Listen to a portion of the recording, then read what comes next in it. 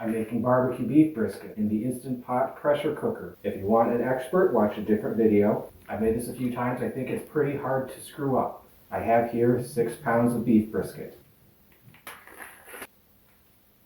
I suppose I probably should have drained this. Totally good enough. It depends on the cut of meat, but this one has a big slab of fat on it. I'm going to cut a grid in that. Why? I don't remember. Does it increase the surface area and help the fat cook better? Does it help the seasonings get in through to the meat? Well, I don't know. We're going to do it anyway. Now let's mix up some seasonings. Salt does important chemical things, which I don't know, but it's important.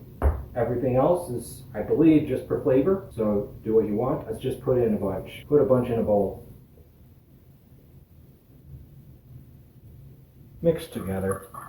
Put the combined seasonings on the meat. Push it in so that it sticks. Contaminate. Wash your hands.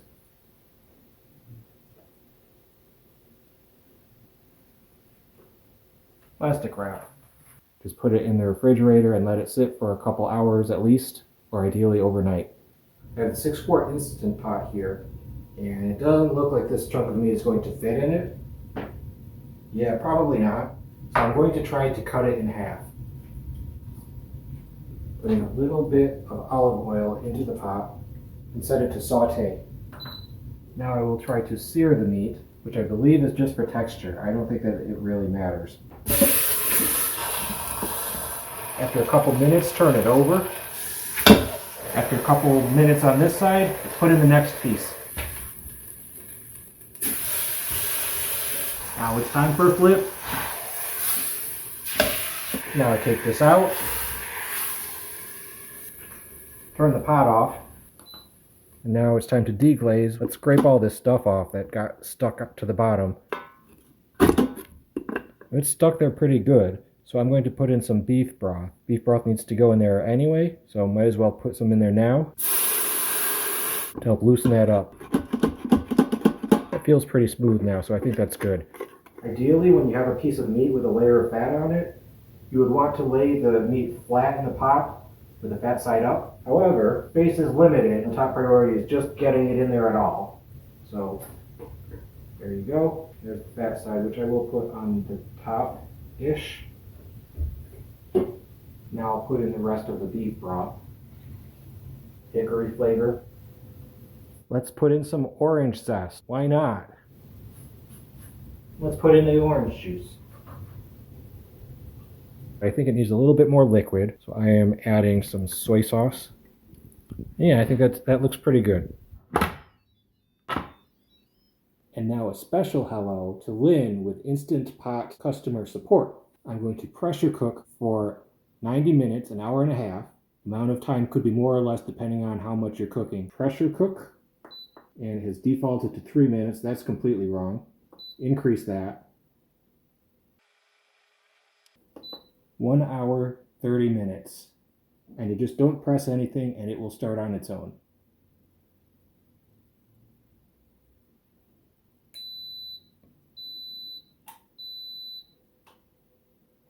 Now it's turning on, but it's going to take a while for it to heat up and build up pressure.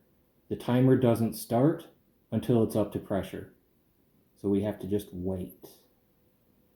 And now without any editing, I'm just going to walk away, let it do its thing.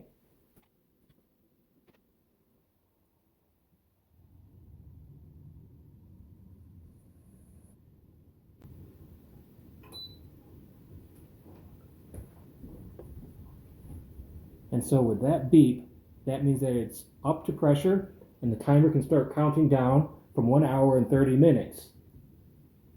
Oh, wait, no. It says 30 minutes. That's not right. Why, Lynn? Why did you ruin my beef brisket? This'll be all wrong. Oh, wait, no. You can just add the minutes now. And it'll be fine, but I definitely told it 1 hour 30 minutes, and it changed it to 30 minutes. Okay, Lynn, you can leave now.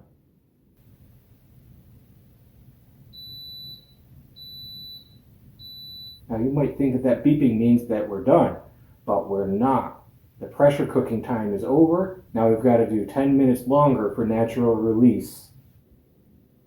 It's time for the fast release. We need to carefully press the press button. Press. Carefully.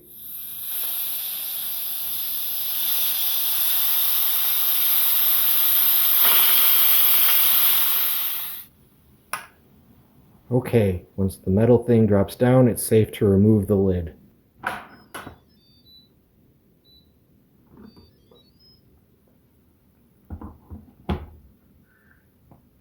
And it's meat. Now I'm taking the meat out of the pot, and it is falling apart, which is good. We want it to be fall apart done. Use 2 forks to pull the meat apart. So this is the side that had all the fat on it.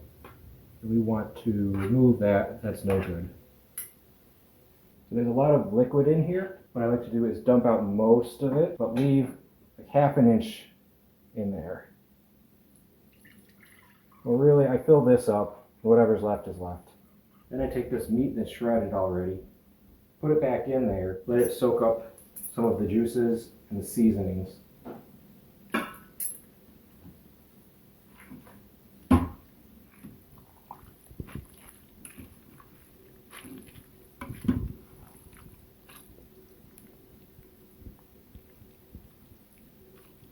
And that's about it. Put it on your plate or your bread, and use your favorite sauce if you want. It's pretty good without it, but sauce is good. The end.